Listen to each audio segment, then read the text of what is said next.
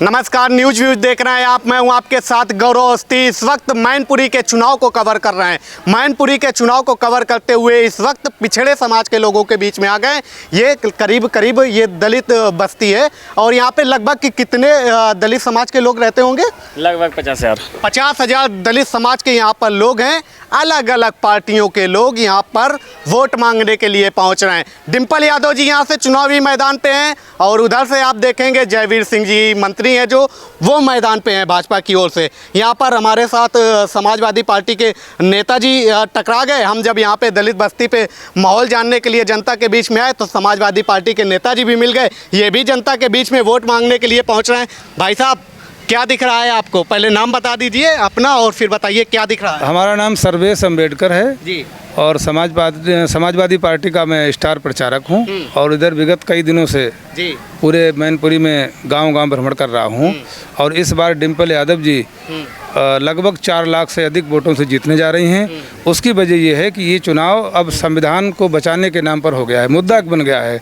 तो इसलिए जो दलित समाज है, पिछड़ी जातियां हैं, अक़लियत समाज लोग हैं, वो सारे के सारे लोग इकट्ठे हो गए हैं और तय कर लिया है कि ये चुनाव किसी पार्टी को बचाने का नहीं है, ये चुनाव किसी नेता को बचाने का नहीं है, बल्कि ये चुनाव बाबा साहब अम्बेडकर के संविधान को बचाने का है। इसलिए होल दलित समाज, होल पिछड़ा वर्ग ये एक तरफा हो गया है डिम्पल यादव जी के लिए। 4 लाख से अधिक मतों से वो रिकॉर्ड विजय हासिल करने जा रहे हैं। आप समाजवादी पार्टी के स्टार प्रचारक हैं। आप बोल रहे हैं 4 लाख वोटों से अधिक से ज़्यादा अंतर से जीतने जा रहे हैं। कितने लगभग वोट हैं इस लोकसभा पे? देखिए, करीब 18-19 लाख वोट यहाँ पे रहे और पिछली बार वो 2,88,000 से जीती भी थी। ये रिकॉर्ड है। और इस बार जो जातीय समीकरण, जो ध्रुवीकरण हुआ है, लोग जान गए अब तो संविधान को खतरा है। इसलिए जो पिछली बार जो लोग वोट डिम्पल जी को नहीं दे पाए थे, इस बार वो बल्क में बड़े पैमाने पर समाजवादी पार्टी के इंडिया गठबंधन को जा रहे हैं। इसलिए ये 1 लाख से अधिक वोट सीधा बढ़ने जा रहा है। आपने कहा कि संविधान बचाने की इस बार लड़ाई है। आप अंबेडकर की विचारधारा को भी मानते हैं, ठीक है। किस तरीके से संविधान को बचाना है? क्या क्या संविधान में खतरे आपको नजर आ? देखिए, संविधान के खतरे दुश्मन की चाल से पता लग जाता है। देश के प्रधानमंत्री नरेंद्र मोदी जी के जो आर्थिक सलाहकार हैं डॉक्टर विवेक देवराय, उन्होंने एक आर्टिकल लिखा है, भारत का संविधान अब बदलने लायक है, इसको बदला जाना चाहिए। 1 नंबर 2 पर भारतीय जनता पार्टी के पूर्व केंद्रीय मंत्री और सांसद अनंत कुमार हेगड़े ने बयान दिया है कर्नाटक की सभा में कि हम भाजपा सरकार में आए हैं, उसमें सरकार में आने का कारण भारतीय संविधान को बदलना है। लेकिन संविधान इसलिए नहीं बदल पाए, इस सरकार में हमारे पास 2/3 बहुमत नहीं था, इसलिए मेरी मजबूरी थी। आप लोग 400 पार कर देंगे अगर, तो हम संविधान को बदल देंगे। क्या बदलने की तैयारी है? पूरा संविधान, मनुस्मृति वाला संविधान, पुराना राजशाही व्यवस्था, तानाशाही व्यवस्था। क्या है मनुस्मृति? मनुस्मृति आप नहीं जानते? पढ़िए, आप बताइए ना जनता को। मनुस्मृति में जातियों का वर्णन है। जो जिस जाति में पैदा हुआ सदैव उसी जाति में रहेगा। आज जो पढ़ाई लिखाई, दवाई, रहन सहन के जो बदलाव आया है, ये इंडियन कॉन्स्टिट्यूशन से आया है। समता मूलक समाज की व्यवस्था जो संविधान की है। और जो मनुस्मृति है, मनुस्मृति जो है उसमें ब्राह्मणवस्य मुखमासीत बाहु राजन करता उरु तदस्य दभय शूद्र पदभ्यां में जाते, जो चतुर्वर्णी व्यवस्था है। आपने कहा कि संविधान की बदलेंगे, समाज जातियों के हिसाब से बांटेंगे, तो जातियों के हिसाब से तो पार्टियां भी बांट रही हैं। अखिलेश जी भी बात करते हैं पीडीए की पिछड़ा, दलित, अल्पसंख्यक। तो क्या अगड़े क्या वोट नहीं देते क्या? अखिलेश जी यूनाइट कर रहे हैं। यूनाइट कैसे? उसमें अगड़ा भी होना चाहिए। अगड़ा भी है तो पीडीए की ही बात कर रहे हैं। तो पीडीए किस लिए? अगड़ा तो समझदार है, उसको समझाने की जरूरत नहीं है। अच्छा। ये पीडीए जो समाज है, पिछड़ा, दलित और अल्पसंख्यक, ये कम शिक्षित है, कम प्रतिनिधित्व इसका देश के संसाधनों में है। जो सरकारी प्रतिष्ठान हैं उन पर प्रतिनिधित्व इनका कम है। बीजेपी गवर्नमेंट ने दिया है। ये हजारों साल से पिछाड़े तो 2014 के बाद आई भाई साहब, तब से तो बंद हो गया सारा सिस्टम। जो थे रिटायर हो गए, इसके बाद नई भर्ती हो नहीं रही और जो भर्ती निकालते। पहली बार संविधान कब बदला गया? पहली बार कभी नहीं बदला गया। 26 जनवरी 1950 में लागू हुआ, तब से कहाँ बदला गया है। 104 संशोधन हो चुके हैं। और बीजेपी ने किया था संशोधन पहली बार, सर कांग्रेस ने किया, बीजेपी ने भी किए, लेकिन कुछ उसमें पहली बार संशोधन करने की संविधान में पाबंदी नहीं है, बल्कि छूट है जरूरत के हिसाब से। अरे ये क्या कर रहे हैं? अरे क्या आपको बताइए। जानकारी है नहीं क्या संविधान के बारे में? मैं जो पूछा वही तो बता रहा हूँ। जवाब तो सुन लो, क्या बता रहे हैं आप? कांग्रेस ने बहुत सारे बदले हैं, बीजेपी ने वो बदल दिए हैं। क्या बदला बीजेपी बच्चों का आज रिजर्वेशन नहीं मिल रहा है, ईडब्ल्यूएस में रातों रात 2 घंटे में रिजर्वेशन जारी कर दिया गया है, और जो भर्तियां बंद कर दी गई हैं। सरकारी प्रतिष्ठान जिसमें आरक्षण का संविधान का क्या बदलाव? संविधान का ये बदलाव हुआ कि जो सरकारी प्रतिष्ठान में आरक्षण में जो दलित पिछड़े वर्ग के बच्चे चले जाते थे, अब जब विभागीय उन्होंने बेच दिए प्राइवेट सेक्टर को, तो आरक्षण कहाँ मिलेगा? ना रहा बांस ना बजेगी बांसुरी। बदलाव क्या हुआ भाई साहब इसमें संविधान में? अभी संविधान में ऐसा क्या संविधान की प्रतियां उन्होंने पार्लियामेंट गलियारे में फाड़ी हैं, जलाई हैं, कोई कार्रवाई नहीं हुई, और पूरे संकेत पूरी तैयारी संविधान को बदलने के। किसने फाड़ी है? किसने फाड़ी है? के लोगों ने। किसने? कौन? नाम बताइए। नाम तो उनके खिलाफ में कंप्लेंट हुआ, कोई कार्रवाई नहीं हुई है। अच्छा। नाम मुझे याद नहीं है। आप आज कांग्रेस के साथ गठबंधन में है, ठीक है, हाँ। और संशोधन सबसे पहले किसने किया था? संशोधन होना बुरी बात नहीं है, असंवैधानिक नहीं है। जो गैर जरूरी है, समय काल परिस्थिति के अनुसार हर चीज में बदलाव। 10 साल में कितना बदला गया संविधान में संशोधन? 10 साल में कितने कौन 1950 से 26 जनवरी 1950 के बाद में लागू हुआ, और शायद 73 में पहला संशोधन हुआ है। इसके बाद 10 संशोधन सालों में कितनी बार हुए हैं? ये गिनती तो मैं देख के बता दूंगा। कुछ है अभी? अरे बहुत कुछ है, हम सब बता देंगे, सब बता देंगे। आप बैठिए मेरे पास में, है कैसे नहीं? आपको सवाल करना नहीं आता, जानकारी है नहीं आपको सवाल ही नहीं मालूम, खिसियाहट में उल्टे सवाल पूछ रहे हो। आपको पता है आपके इसमें कितने दाग हैं शर्ट में? आपके दाढ़ी में कितने बाल हैं? दांत में कितने दाग हैं आपके? पता है आपको? कान में कितने बाल हैं आपको? आपकी तो आप एक निजी है ना, अब बताओ मुझे। आप अनावश्यक सवाल करते हो। मंत्री जी गुस्सा हो करके आप करते हो, आप गलत सवाल करते हो। आप बीजेपी के एजेंट हो, आप बीजेपी के आदमी लग रहे हैं मुझे। बीजेपी के एजेंट? मैं बीजेपी के खिलाफ बोल रहा हूँ, आपको पसंद नहीं आ रहा, इसलिए कह रहे हैं। मैं आप पूछता हूँ, बोलिए बीजेपी के खिलाफ, 2 घंटे तक बोलते रहिए। कहाँ सुन रहे आप? सुन तो रहे हैं। आप बताइए 10 बार में कितनी बार? ये कितने धागे हैं आपकी शर्ट में? बताओ मुझे गिनती, फिर मैं भी गिन लेता हूँ एक निकलवा के। क्या बात करते हैं आप? सवाल तो आपके पास है नहीं। ये लोगों को भ्रमित करने का काम करते हैं, इसलिए बीजेपी की दलाली मत करो, गोदी मीडिया मत बनो। वैसे वो लोग बदनाम है, सत्ता जा रहे, बीजेपी की सत्ता खत्म होने जा रही है, गद्दी से उतरने जा रही है। अब इंडिया गठबंधन। गोदी मीडिया क्या होती है? इंसान बन जाओ, किसी के पालतू आदमी न रहो भाई। गोदी मीडिया क्या होती है? गोदी मीडिया उनके फेवर के सवाल करना, उनके फेवर के जवाब लेकर के और हाईलाइट करना। हमने आप ही के फेवर का सवाल किया कि आप कह रहे हैं संविधान बदलने की, तो हमने कहा 10 सालों में कितनी बार संशोधन किया? पूछ रहा हूँ, शर्ट के बता दो ना मुझे भाई। मैं संविधान को कोई कंठस्थ किया हूँ मैं? क्या यार भाईयात के सवाल करते हो? राजनीतिक सवाल करो, अगर पत्रकारिता सीखिए तो। अब नहीं सीख रहे हो तो फिर जो मर्जी हो करो अपना। ठीक है, और भी समाज के लोगों से बात करते हैं। भाई साहब, आपका नाम? मेरा नाम एडवोकेट विजय कुमार आजाद है। जितने भी नेता हुए, चाहे वो किसी भी पॉलिटिकल पार्टी को, हर नेता ने केवल समाज को गुमराह करने का काम किया। जिस प्रकार से बरसात का समय आता है तो जैसे मेढक टर करके निकलते हैं, वैसे चुनाव के समय में नेता निकल के आ जाते, यशस्वी, तेजस और लिख के आ जाता है, लोकप्रिय, कर्मठ, जुझारू, संघर्षशील, और उसके बाद जैसे ही चुनाव खत्म वैसे ही चूहे की तरह बिल में घुस जाते हैं। चूहे की तरह बिल में घुस जाते हैं। रही बात, अब आप बात कर रहे हैं इलेक्शन की, तो मैं आपको बता दूं, यहाँ जितने भी राजनेता प्रचार कर रहे हैं, किसी को अभी तक ये नहीं मालूम कि कितने गांव पड़ रहे हैं, कितने कस्बे पड़ रहे हैं, और कितने ऐसे नगरे हैं जो अभी तक दर्ज नहीं है।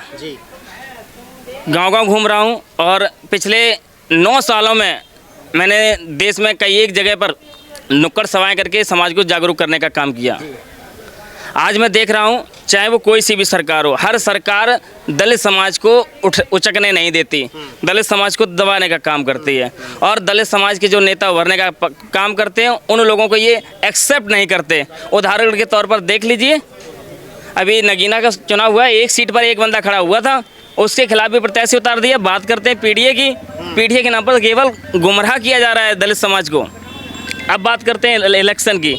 आज यहाँ पर मैनपुरी में यदि कोई मजबूती से लड़ रहा है तो आदरणीय शिव प्रसाद यादव जी, किसी ने उसका नाम नहीं लिया और ना ही मीडिया ने लिया। क्यों? क्योंकि कोई बीएसपी को दिखाना ही नहीं चाहता। बीएसपी दमदारी से जीत रही है। मैनपुरी में आज कोई लड़ सकता है ताकत से तो केवल बहुजन समाज पार्टी, क्योंकि बहुजन समाज पार्टी वो पार्टी है जिसने देश में अपनी मुकाम हासिल किया है।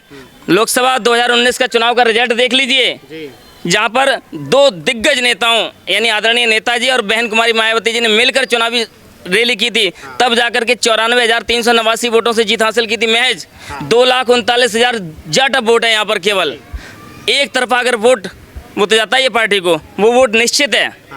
वो वोट प्लस आज समाज जाग चुका है। आज अगर कोई मुस्लिम हक की बात कर रहा है तो केवल बसपा पार्टी है। आज सवर्णों के हित की बात कर रही है तो बहुजन समाज पार्टी, आज पिछड़ों की बात करें तो वो बहुजन समाज पार्टी है। बहुजन समाज पार्टी में लोगों को बिना किसी दलाली के नौकरी दी गई, बिना किसी घूस के नौकरी दी गई। तो नौकरी तो सपा के कार्यकाल में भी दी गई।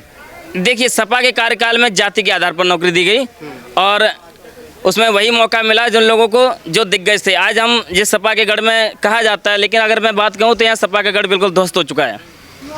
झूठा चोला लेके घुमाया जा रहा है, क्योंकि आज भी सहन देख लीजिए, करेल क्षेत्र में देख लीजिए, करेल विधानसभा क्षेत्र में ऐसे कई एक गाँव है जहाँ बाबा साहब डॉक्टर अम्बेडकर की प्रतिमा को नहीं लगने दिया समाजवादी पार्टी के लोगों ने। क्या बात कर, अगर हम बात करें तो सहन की बात करें, नगला चन्नी की बात करें, जाटवों का गाँव जहाँ बाबा साहब की मूर्ति को नहीं लगने दिया सपा के गुंडों ने। और हम बात करें तो आज अगर सबसे ज़्यादा बहुजन समाज के ऊपर अगर केस दर है कोर्ट में SC/ST एक्ट में, तो केवल समाजवादी पार्टी के ऊपर।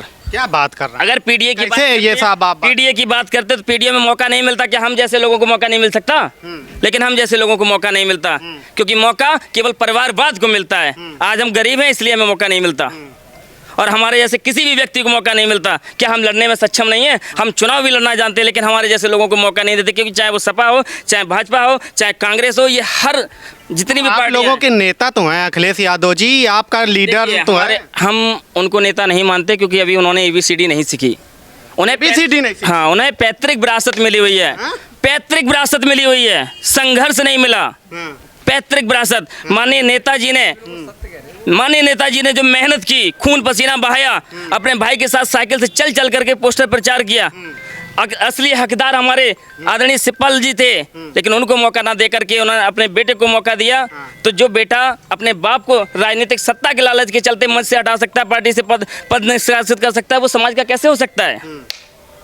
मैं बात तथ्यों की करता हूँ। अच्छा। अगर आज बात करें विकास की, तो मैनपुरी में विकास जीरो है। केवल जीरो है? अच्छी सड़कें होने से काम हो जाएगा? गरीब मजदूर, साइकिल से चलने वाला व्यक्ति, मजदूर पैदल से चलने वाला व्यक्ति, उसे सड़कों की क्या जरूरत है? जय भीम, जय भारत। क्या जरूरत है? बात करते हैं संविधान की, तो संविधान पे कहाँ हम लोगों को समानता मिल रही है? हमारे लोगों के साथ छुआछूत हो रही है। आज हम लोगों को देखा जा रहा है कि साहब हम आपके हैं। इससे पहले कभी कोई हमारी पेट थपथपाने आया? जब हमारे लोगों को पचावर में जिंदा कुल्हाड़ी से काट दिया गया था, तब कोई एक भी नेता समाज का नहीं आया। नगला बाग में एक व्यक्ति को 2 महीने से लापता कर लिया गया, तब एक भी नेता समाज का नहीं आया। जब दिल्ली में प्रतिया संविधान की जलाई गई, तब एक भी नेता, किसी ने भी लिखित में आवेदन नहीं दिया, कोई भी विरोध जाहिर नहीं किया। और बात करते हैं यादव समाज की, तो यादव समाज भी जागरूक हो चुका है। इसलिए शिव प्रसाद यादव जी दमदारी से जीत रहे हैं। कोई माई का लाल ऐसा पैदा नहीं हुआ जो शिव प्रसाद यादव जी को हरा सके। तो ये तो लोहियावादी पार्टी है, समाजवादी पार्टी। आदरणीय लोहिया जी हमारे नेता हैं और हमारे महापुरुष हैं, उनका नाम बीच में ना लें, आदरणीय नेताजी का नाम बीच में ना लें। अब बात करें वर्तमान के प्रत्याशियों की। एक मिनट, आपने कहा लोहिया जी का नाम मत लीजिए, मुलायम सिंह यादव जी का नाम ना लीजिए, तो क्या इसके बाद की जो चैन आई वो क्या मतलब कि जनता के बीच से कनेक्ट नहीं है क्या? बिल्कुल नहीं। चुनाव का समय है, इसीलिए लोग यहाँ घूम रहे हैं। चुनाव खत्म होने के बाद कोई नहीं आएगा, हम लोग जहाँ थे वहीं रहेंगे। तो सैफई तो परिवार है ना उनका, डिम्पल जी का, अखिलेश जी का। वो सीट मजबूत है, वहाँ पर वो किसी दलित को मौका नहीं दे रहे। अगर PDA की बात करते तो उनकी करेल सीट मजबूत थी, वहाँ पर किसी दलित को अगर सीट जिताए देते तो हम मान लेते कि हाँ वो PDA की बात करते हैं। यहाँ मैनपुरी में वो प्रत्याशी उतारते किसी दलित को। क्या दलित वोट नहीं है यहाँ पर? क्या वाल्मीकि समाज हमारा वोट नहीं है? क्या हमारे पास कटहरिया समाज वोट नहीं है? कटहरिया समाज के वर्तमान विधायक भी होने के बावजूद उन्होंने टिकट नहीं दिया उनको। ये परिवारवाद नहीं तो और क्या है? विकास की क्या बात है? मतलब कि पिछड़े समाज का मैनपुरी में क्या हुआ? विकास माननीय अखिलेश जी ने इतना विकास किया, काशीराम साहब के नाम से बने हुए जिले को कासगंज कर दिया, संत रविदास जी के नाम से बने हुए जिले को भदोई कर दिया। ऐसे एक ने अनेकों काम है। और यहाँ तक लखनऊ में बने हुए पार्क को अय्यासी का अड्डा बता दिया। तो आप बताइए हमें, आज जितने लोग ये लोग झंडा ले लेके घूम रहे हैं, जो नीले झंडे से भटके हैं, उनका कभी विकास नहीं होगा। केवल संविधान के नाम पर, बाबा साहब डॉक्टर अंबेडकर के नाम पर वोट मांग रहे हैं। अगर मैं वास्तविकता से कहूँ, आज भी डॉक्टर अंबेडकर का फोटो हटा दें और संविधान का नाम लेना बंद कर दे तो इनकी जमानत जब्त हो जाएगी। ऐसा है? और इसीलिए हमारे निर्दलीय प्रत्याशी का पर्चा खारिज हुआ है। अगर निर्दलीय प्रत्याशी यहाँ खड़ा होता तो कोई माई गलाल पैदा नहीं हुआ तो जो निर्दलीय हरा लेता। अच्छा, आज कन्नौज में अखिलेश यादव जी थे, वो मैनपुरी की बात कीजिए। मतलब बात जो संविधान की संविधान की हम बात कर रहे हैं कि उन्होंने कहा कि अगर संविधान को बचाना है तो आप सारे लोग एकजुट हो जाइए। और साइकिल वाले में भी कहा था, एक राष्ट्रीय अध्यक्ष होने के साथ उनके पास 150 लोग इकट्ठे हुए। इससे तो विजय आज़ाद की पावर अच्छी है कि जिस गांव में आप बोलेंगे उस गांव में मैं भीड़ इकट्ठी करने की ताकत रखता हूँ। आप अखिलेश यादव से ज्यादा भीड़ इकट्ठा कर सकते भीड़ क्या, मेरे साथ जनता जुड़ी है। हैं। कैसे भैया आप ये कैमरा घुमा के देख लीजिए, कैमरा घुमा कर देख लीजिए, विजय आजाद का पावर है। आज देख लीजिए, बच्चा बच्चा जानता है विजय आजाद को, इसीलिए नेता। अच्छा, मैनपुरी में समस्याएं क्या रही हैं? मैनपुरी में सबसे बड़ी समस्या है डॉक्टर अंबेडकर की मूर्ति से घृणा। सबसे बड़ी समस्या, डॉक्टर अंबेडकर की मूर्ति को नहीं लगने दिया, चाहे कोई भी सांसद रहा हो, चाहे कोई भी कुछ रहा हो। बाबा साहब डॉक्टर के अंबेडकर की मूर्ति नहीं लगने दी। और हमारे लोगों को, चाहे वो मुस्लिम वर्ग के लोग हों, चाहे दलित वर्ग के लोग हों, चाहे आदिवासी वर्ग के लोग हों, या कोई भी हों, उन लोगों को केवल वोट के टाइम पर उन्हें पद दे करके या लालच दे करके उन्हें साथ ले लिया गया। अरे कहाँ लेकिन गए? आज हमारे नेताजी लोग कहाँ जागरूक गए? हो चुके हैं। जा रहे हैं नेताजी, दिखाइए जरा। जा रहे हैं? हाँ? विजय आजाद की बातें थोड़ी कड़वी होती हैं, लेकिन डर नहीं लगता। चलेगा नेताजी तो? नेताजी क्या, विजय आजाद को देख देख के मीडिया भी चली जाती है। अब वोट मांगने आए थे, बताइए सपा के मैं नेता वोट आप। नहीं मांगता। अरे वो बताइए। वो देखिए, मैं किसी के खिलाफ नहीं बोलता, उनका मतलब काम है, वोट मांगने आए थे। उनका काम है, उनका काम है, वो अपना काम कर रहे हैं। अभी बीजेपी के लोग आएंगे वो वोट मांगेंगे, अभी बहुजन समाज पार्टी के आएंगे वो भी वोट मांगेंगे। हमारा काम है सबको सुनना, सबको सुनेंगे, लेकिन वोट अपने बहुजन समाज पार्टी के प्रत्याशी आदरणीय शिव प्रसाद यादव जी को देंगे। यहाँ जाति और धर्म नहीं देख रहे हैं, हम बात देख रहे हैं जो समाज की लड़ाई लड़ रहा है। वैसे तीनों प्रत्याशी बाहर के हैं, तीनों प्रत्याशी पाल जी कहाँ बाहर की हैं? बाहर के हैं। वो सैफ इटावा का है, मैनपुरी नहीं है। तो बगल में ही तो है, बढ़िया बना हुआ है, आगरा एक्सप्रेसवे चल। क्या मैनपुरी में यादव नहीं है? क्या कोई प्रत्याशी यादव खड़ा नहीं हो सकता था मैनपुरी में? क्या मैनपुरी में सब ऐसे ही रहते हैं? मैनपुरी में कोई उनका ऐसा जनाधार ताकतवर नहीं है जिसे खड़ा किया जा सके? मैनपुरी के लोगों पे विश्वास नहीं है, केवल वोट के नाम पर ही उन्हें गुमराह किया जा सकता है।